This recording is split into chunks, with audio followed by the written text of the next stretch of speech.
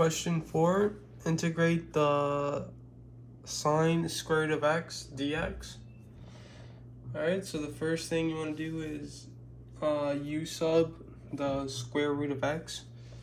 So I'm going to assign u as square root of x, and the derivative of u is 1 divided by 2 square root of x dx.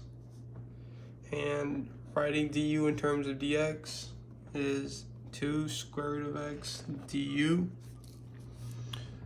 Okay, so now rewriting the original integral, this would be sine u instead of the square root of x times 2 square root of x du. And we know that u is also equal to square root of x, so we're going to replace that. So it would be sine u times 2u du. And now that we have a constant, we're going to take it out. So it would be 2 sine u times u du. Alright, and now that we're multiplying these two, we're going to have to use our integration by parts. So I'm going to call this integration by parts. And the formula would be uv minus the integral of u dv. Alright, so we have to find our u. We have to assign our u, and that would be u.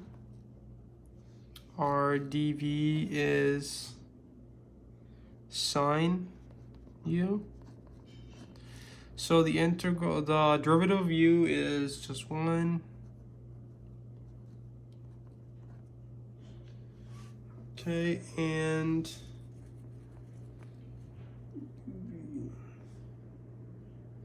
may have done that wrong. And the antiderivative of this is v equals negative cosine u.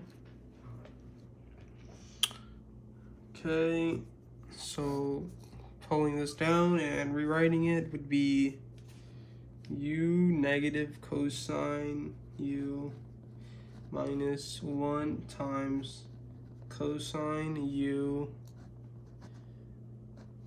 du.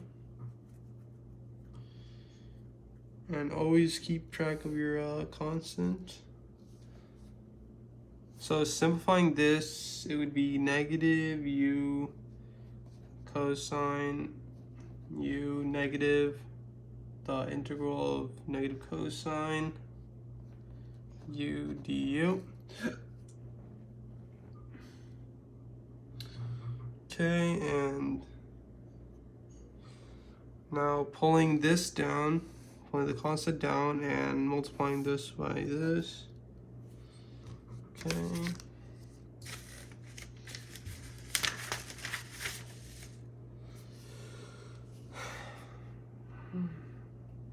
Alright, so I think we can also, this is pretty easy to integrate, so we're just gonna pull this down and integrate it. This would be negative sine u. And keep the negative right there. Alright, and pull this down, u cosine u, and multiply this whole thing by 2. Alright, and now all we just want to do is put back in the what u equals, and that would be negative square root of x cosine square root of x plus negative negative sine square root of x, and then add the constant variable and multiply everything by 2 again, and that's the answer. Okay.